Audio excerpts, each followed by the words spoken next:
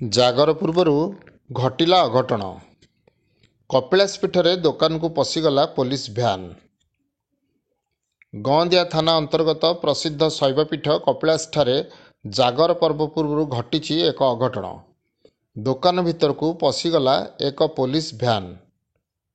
ସୂଚନାରୁ ଜଣାଯାଏ ଯେ ଆଜି ସନ୍ଧ୍ୟା ସମୟ ପ୍ରାୟ 7টাରେ କପିଳାସ ମନ୍ଦିର ପାଖରୁ ଏକ ପୋଲିସ ଭ୍ୟାନ୍ ଯାହାର ନମ୍ବର OD05J3708 ତଳକୁ ଆସୁଥିବା ସମୟରେ ଶେଷ ବାଙ୍କ ଅର୍ଥାତ୍ 1 ନମ୍ବର ବାଙ୍କଠାରେ ଭାରସାମ୍ୟ ହରାଇ ଉକ୍ତ ପୋଲିସ ଭ୍ୟାନ୍ଟି ସେଠାରେ ବସିଥିବା ଏକ ଷ୍ଟେସନାରୀ ଦୋକାନ ଉପରକୁ ଚଢ଼ି ଯାଇଥିଲା, ଯାହାଫଳରେ ଉକ୍ତ ଗାଡ଼ିରେ ଥିବା ପୋଲିସଙ୍କ ମଧ୍ୟରୁ ଜଣେ ପୋଲିସ ଆହତ ହେବା ସହିତ ସେଠାରେ ଥିବା 2 ଜଣ ବ୍ୟକ୍ତି ଆହତ ହୋଇଛନ୍ତି।